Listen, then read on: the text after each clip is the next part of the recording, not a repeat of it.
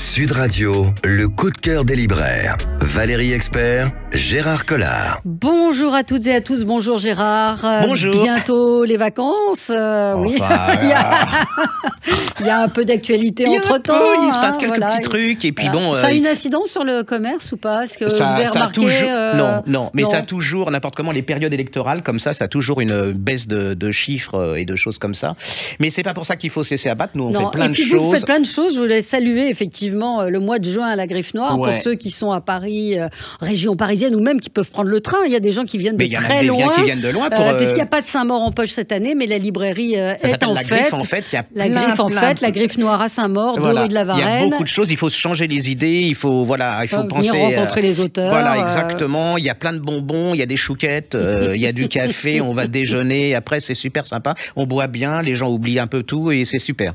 Très bien. Voilà. Alors, qu'est-ce qu'on lit cette semaine? Alors, je vous avais déjà raconté qu'il y a des livres qui vous font des clins d'œil comme ça. Vous le voyez, vous le et puis tout.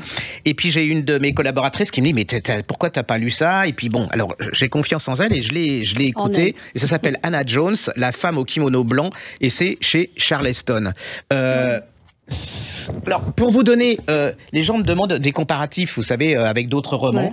Si vous avez lu Là où fleurissent les cendres de Kemei chez Charleston ou La voix des vagues de Jackie Coppleton chez Pocket, voilà, c'est exactement. Alors j'ai été, si vous êtes pas bouleversé, frissonné, si vous pleurez pas avec ce bouquin.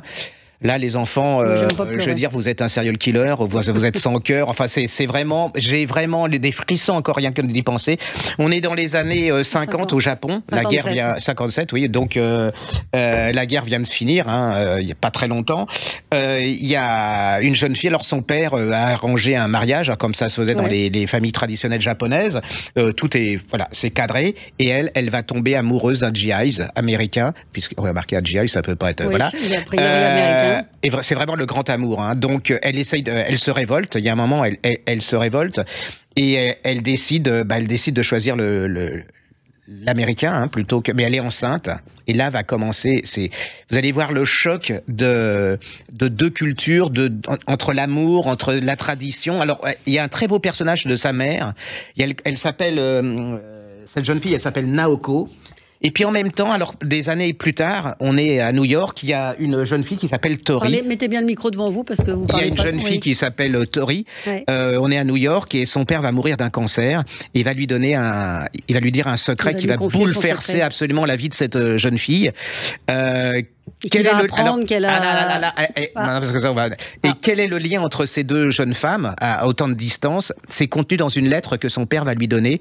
Et là, toute sa vie va changer. C'est absolument bouleversant.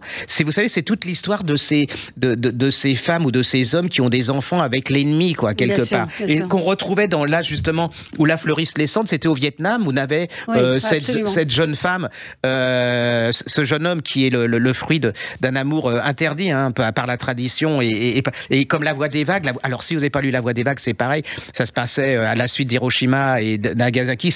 Tout ça, c'est merveilleux. C'est des romans, et c'est l'histoire. Alors ça, c'est inspiré d'une histoire vraie. Oui, absolument. La femme au kimono blanc. C'est aussi joli que la couverture. Enfin, joli n'est pas le terme, mais c'est aussi agréable que la couverture. Je trouve la couverture. C'est délicat.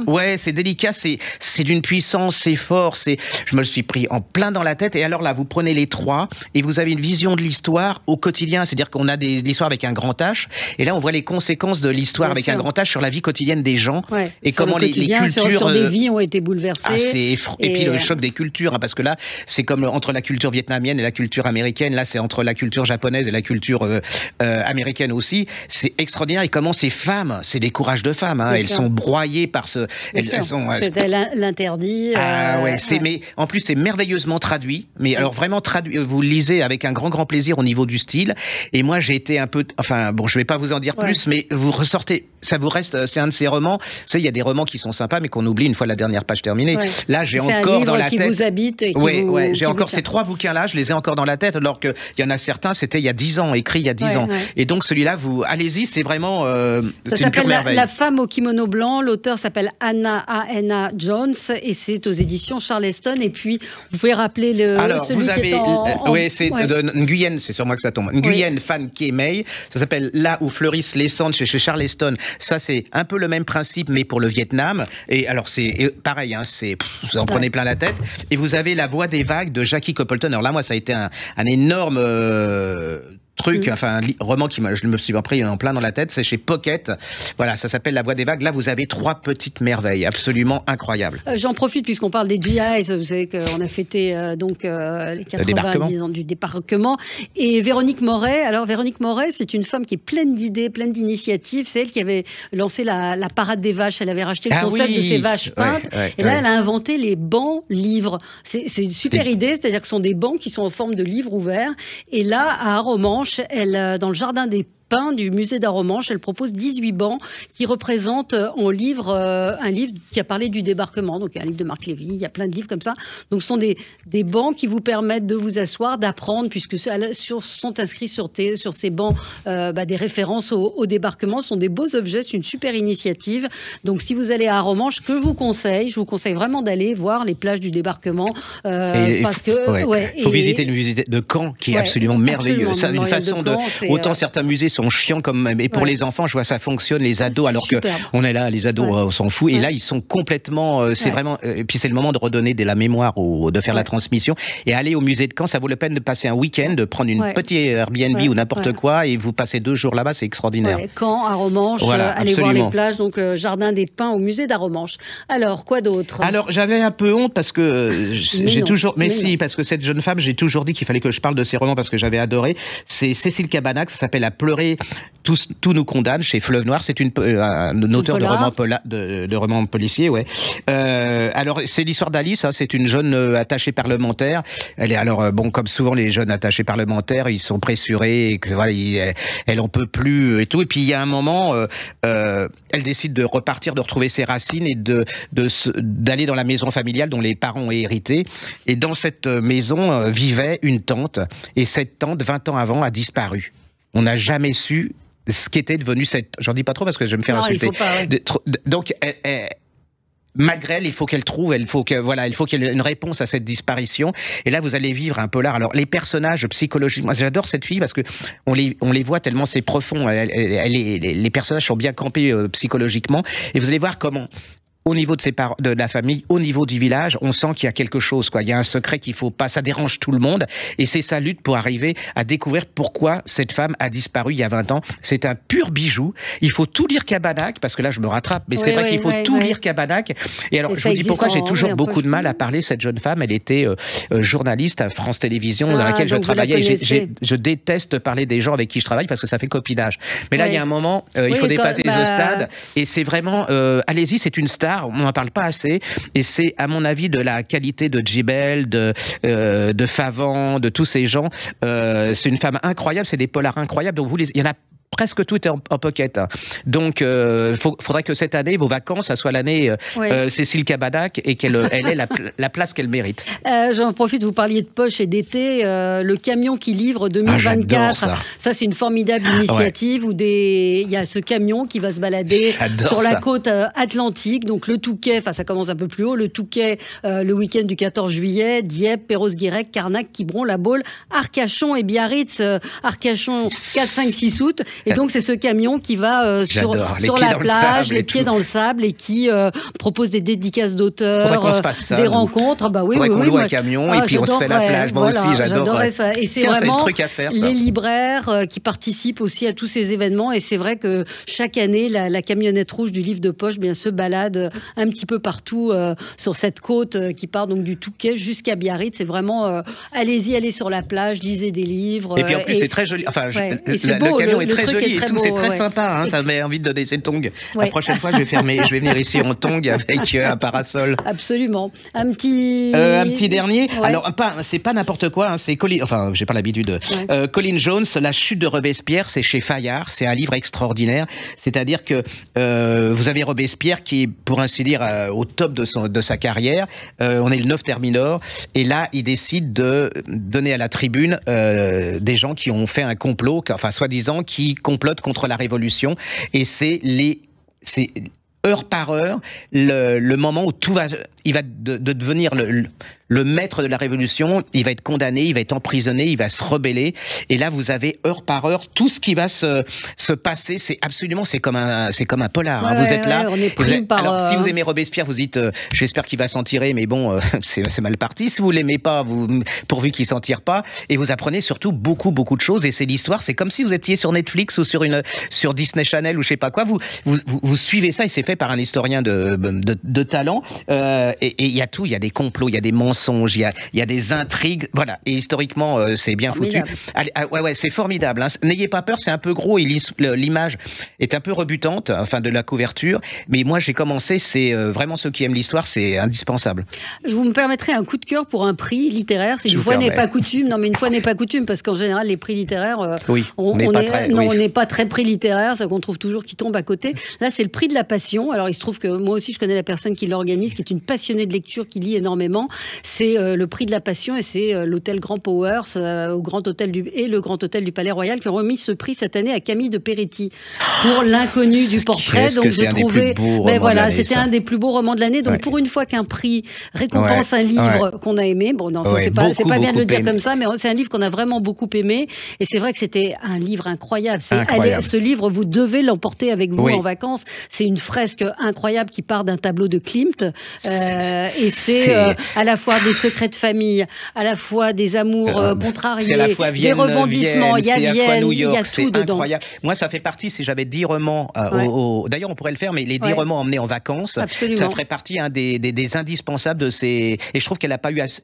Oui, je trouve qu'elle n'a pas eu le succès à la hauteur de la qualité. Quoi. Je trouve quand on voit les neuneux là qui sont premiers, enfin des neuneux, elle vaut largement. Ayez de la curiosité, c'est ce que j'ai envie de vous dire. Oui. Ayez de la curiosité, sortez des sentiers battus. Et s'il y a un prix auquel vous pouvez faire confiance, c'est celui-là, franchement. Ouais. Mais le livre de Camille de Peretti, L'inconnu du portrait, vous ne pouvez qu'aimer ce livre. Elle écrit remarquablement bien, et puis l'histoire est formidable. Et puis en plus, c'est un bel objet parce que la couverture, enfin le livre est beau en lui-même, la couverture avec le portrait de Klimt. Vous allez découvrir Klimt, ce portrait et son histoire. C'est vraiment ça, c'est un très très très beau livre. Donc ça s'appelle L'inconnu du portrait, Camille de Peretti chez Calman Levy. On se retrouve dans un instant avec vous pour la suite. Sud Radio, le coup de cœur des libraires. Valérie Expert, Gérard Collard. Alors Gérard, qu'est-ce que vous nous conseillez? Alors un roman de détente, absolument, j'ai adoré. Hein. Alors puis j'adorais la couverture, puis j'adore cette fille parce que je passe un bon moment en lisant ses livres. C'est Cristina Caboni, Via del Miel. Pourquoi vous dites ce type? C'est une femme? Tu dis ce type? Oui. Ça commence la sénilité qui commence à arriver. Via del Miel. Voilà, j'adore cette jeune femme. Et elle avait écrit, je vous le passe, un truc que j'avais adoré, c'est La maison au miroir et les couleurs oubliées. C'est absolument dès les premières pages, vous êtes pris. Elle est belle, la couverture, c'est aux presses de la Cité. Et alors, vous avez une jeune femme, alors elle est un peu psychorigide, hein, vous voyez, elle est cadre dans une entreprise, son appartement est bien blanc, elle en veut, elle arrive au top de sa carrière. Elle est partie chez ses parents qui vivent dans le sud de la France. Elle s'est un peu engueulée avec eux. Elle a une sœur avec qui alors la sœur Emma, elle est complètement fantasque. Elle vit. Alors autant l'autre, tout est prévu avec l'agenda, la carrière. Elle va batifoler et tout. Elle vit sa vie sur le moment. Et à un moment, elle reçoit un coup de téléphone et sa mère lui annonce. Elle a toujours été préférée. Hein, la petite jeune, elle a été vraiment préférée par rapport à cette femme, à cette jeune femme. Et là, la mère annonce que sa sœur est morte. Et là, c'est une catastrophe pour elle parce que les derniers mots qu'elle a eus, c'était terrible entre eux. Sa mère lui donne une lettre.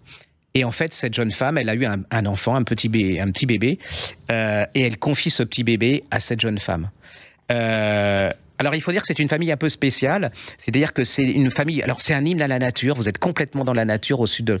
Et elle avait une grand-mère qui parlait aux abeilles. Et vous avez un truc sur les abeilles. Parce qu'elle est apicultrice. Hein. Je vois que l'auteur est apicultrice en Sardaigne. Voilà, exactement. Et donc... elle récupère cet enfant, alors c'est le foutoir, hein, parce que elle qui est ordonnée et tout, elle se retrouve avec un bébé, elle sait pas quoi faire, elle achète un livre de comment bien élever son truc, enfin c'est le foutoir. Et sa carrière, il y a un moment, elle commence à se déglinguer parce qu'elle fait tout mal, et elle décide de retourner dans le pays de sa grand-mère parce qu'elle a appris que cet enfant, il a été conçu en Sardaigne où sa grand-mère habitait.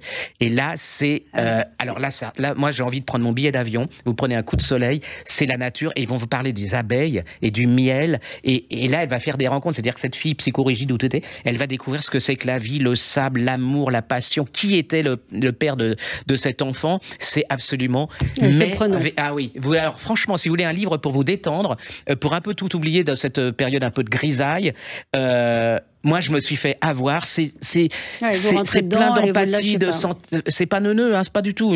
Et alors, j'ai découvert plein de choses sur les abeilles, l'apiculture. Et puis le rapport entre les hommes et le miel, c'est-à-dire qu'à partir du moment où il n'y a plus d'abeilles, il n'y a plus d'hommes, hein, puisque c'est eux qui font la pollinisation, entre les fleurs et tout. Et les personnages de femmes sont absolument merveilleux, et les hommes sont...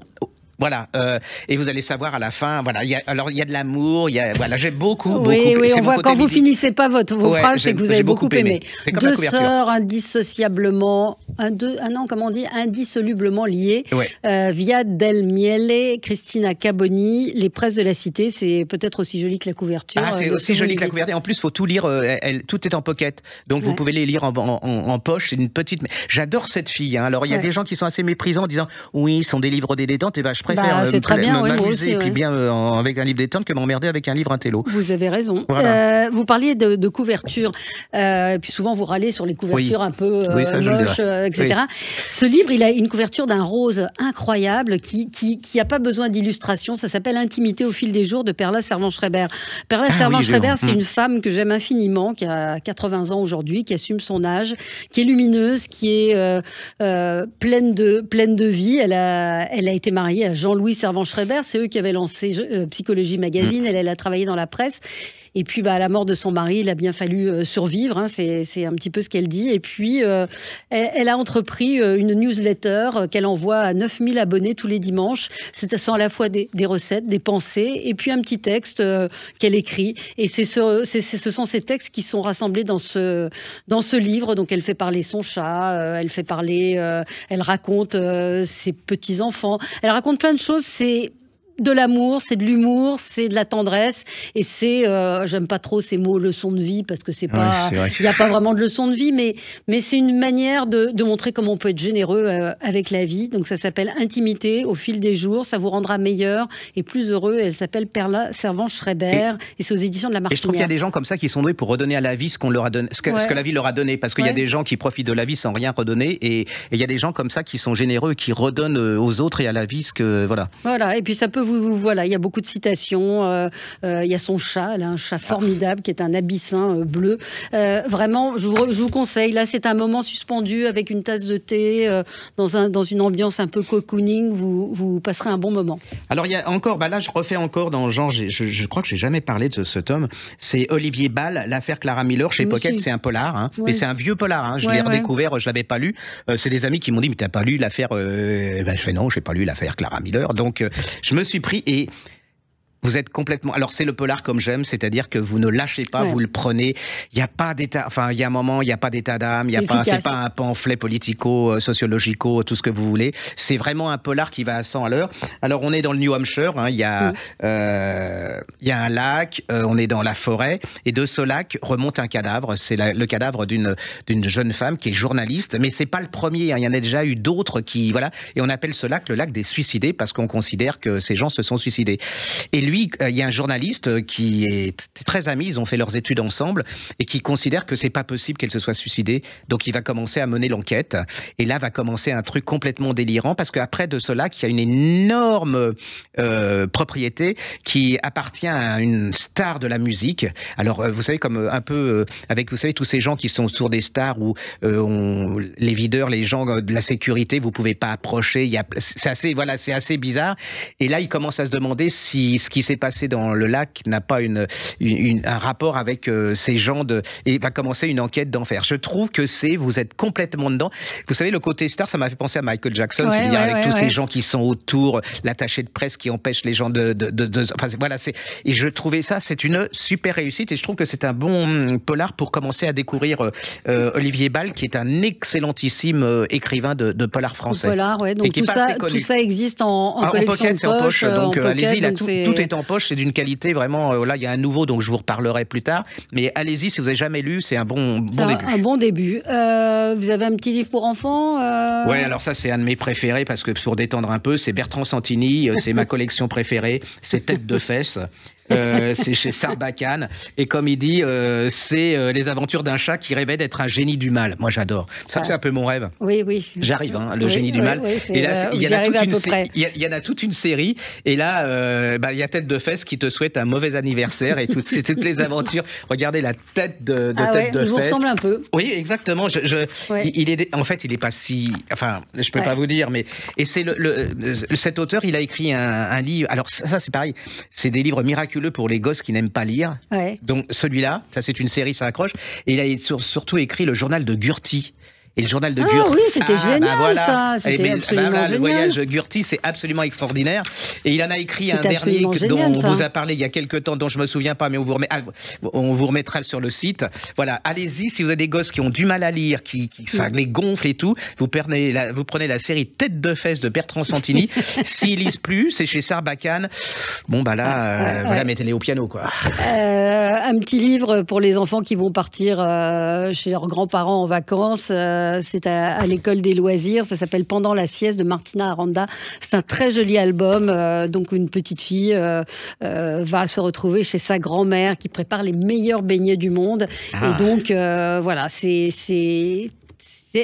la relation d'une petite fille avec sa grand-mère, très très jolie et à offrir. Et puis rien à voir, si vous avez ras-le-bol des livres de développement personnel, vous savez, mais ça marche très très bien. Très bien. Il y a en poche, vient de paraître, Un esprit bof dans un corps pas ouf. Et c'est Anne-Marie Girard qui a écrit ça, qui avait écrit La femme parfaite est une connasse, qui avait cartonné. Hein. Et donc là, ce petit livre-là, c'est des petites phrases et des petits conseils justement pour se dire que le développement personnel, c'est pas forcément toujours ce qu'il y a de mieux et qu'on ferait mieux de s'accepter tel qu'on est, c'est-à-dire un esprit bof dans un corps pas ouf, ce qui est à peu près le cas de tout le monde. Enfin, pas de vous, Gérard. Juste, vu le corps que j'ai. Juste un rappel quand on parlait, parce que ça m'énerve, ce bouquin, il décolle pas et je trouve que c'est un des plus beaux de l'année. On parlait des couvertures absolument abominables. C'est le Marianne Jéglé, l'ami du prince à l'Arpenteur, qui est une pure merveille. C'est une femme, pour moi, c'est une des plus brillantes écrivains françaises. Je m'énerve un peu et je le refais. Et on va me dire, oui, vous répétez toujours la même. Oui, je me répète la même chose. C'est l'histoire de cette femme c'est l'histoire de Néron et de Sénèque. C'est l'histoire de ce qui va essayer de former Néron à l'humanisme, au stoïcisme. Enfin, c'est vraiment, et c'est une réflexion sur, alors ça tombe bien en ce moment, sur le pouvoir, sur comment on peut, quand on est dans une cour, comment le pouvoir peut flétrir la notion d'humanisme. Et il y a des personnages comme Agrippine. Alors, pas de panique, ça se lit, mais même si vous connaissez pas Néron, même si vous connaissez pas Sénèque, même si vous connaissez pas Agrippine, c'est comme un polar. Oui, c'est que vous identifiez les personnages et après ça vous raconte. Oui, c'est écrit avec un style pas possible. Elle est brillante, elle est élégante, c'est subtil, elle a fait des recherches et je suis désespéré. Donc, si vous voulez nous faire plaisir pour la fête et puis vous faire confiance, c'est ça. Ça s'appelle L'ami du prince à l'Arpenteur de Marianne Jéglé. Il faut tout lire Jéglé, parce que tout ce qu'elle a écrit est absolument merveilleux. Et ne vous laissez pas avoir par cette couverture. C'est une leçon d'intelligence et de subtilité, et qui est hyper contemporain. Si vous voulez comprendre notre époque, vous lisez ce bouquin et vous comprendrez peut-être ce qui s'y passe. C'est aux éditions L'Arpenteur, Marianne Jéglé, donc on vous oblige à le lire. Et ce sera tout pour cette semaine, et puis peut-être que la semaine prochaine on reviendra avec des petites compiles de vacances, nos meilleurs livres de l'année. On va se faire les indispensables. Absolument. Merci Gérard, à bientôt. Sud Radio, le coup de cœur des libraires. Valérie Expert, Gérard Collard.